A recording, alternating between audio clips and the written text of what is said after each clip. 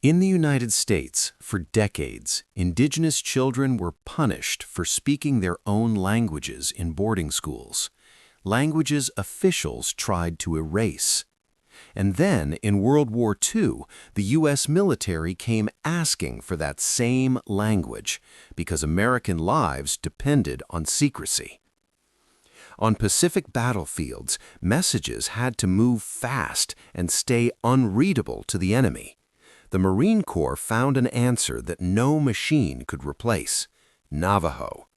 Not written down in combat, memorized, spoken under fire. This is the story of the Navajo Code Talkers, young Diné Marines who turned their mother tongue into one of the most effective secure communication systems of the war. A story of survival, sacrifice, and a truth America still wrestles with. How do you honor a people's language after trying to silence it? Stay with us, because by the end, you'll understand why a president called it one unbreakable oral code and why it mattered. The Diné, known widely as the Navajo, have one of the most complex and expressive languages in North America. And like many indigenous nations, they endured policies designed to break continuity: relocation, poverty, racism, and schools that tried to replace native identity with forced assimilation. Languages were specifically targeted. But language survived, carried in families, ceremonies, songs, and daily life. That survival would become a military advantage the world didn't see coming. In 1942, the Marine Corps needed faster, safer battlefield communications. Traditional encryption could be slow.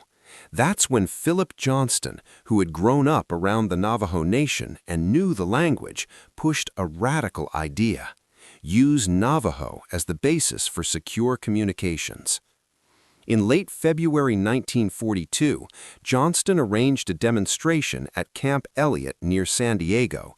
Navajo speakers transmitted simulated combat messages rapidly and accurately. The results impressed Marine leadership.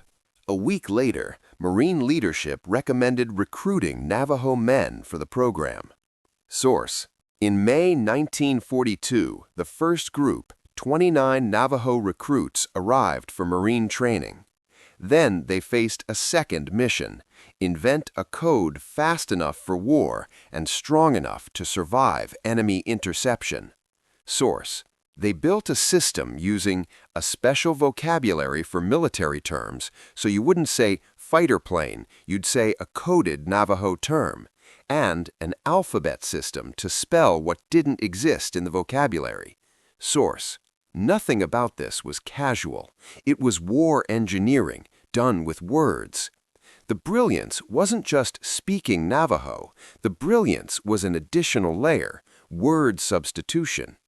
A fighter plane could become a hummingbird. A dive bomber could become a chicken hawk. Source: and the dictionary, later declassified, shows terms like fighter plane, da-he-ti-hi, hummingbird. Source: this meant even if an enemy recognized a Navajo sound, they still wouldn't know the military meaning.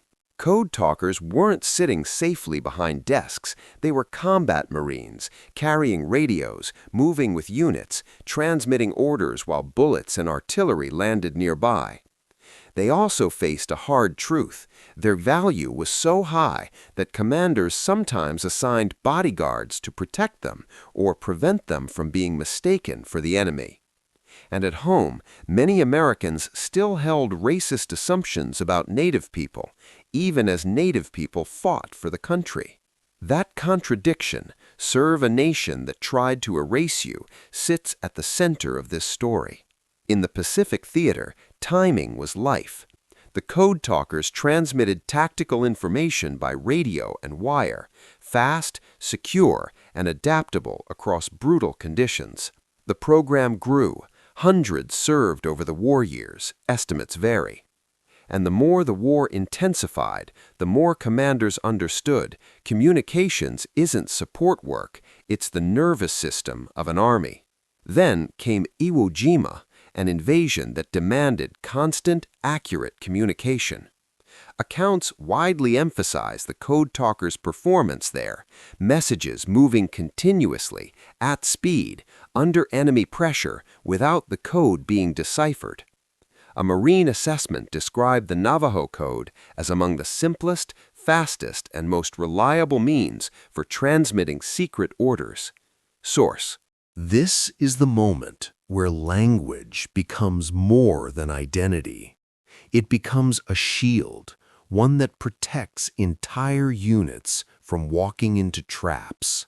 When the war ended, the Code Talkers came home without victory parades for what they did, because the program stayed secret.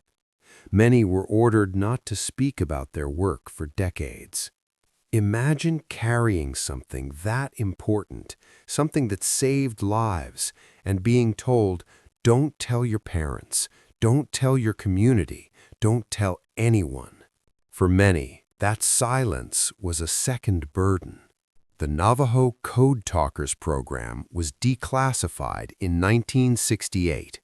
Recognition came later, including congressional medals authorized in 2000 and a major ceremony in 2001. In July 2001, President George W. Bush honored the Code Talkers at the U.S. Capitol, describing messages traveling by field radio on Iwo Jima in the same ancient language spoken across the Colorado Plateau for centuries. This story isn't only about World War II. It's about what language truly is: a living archive, a technology, a bond, and sometimes a weapon against erasure. If you want to honor the Navajo Code Talkers, don't only remember the battlefield. Remember the classrooms where children were punished for speaking their language, and the communities that kept speaking anyway. If this documentary helped you see Native history more clearly, share it. Subscribe for more stories where Indigenous survival isn't a footnote, it's the headline. And in the comments, what does protecting Native language look like today? Policy, schools, media, or all of it?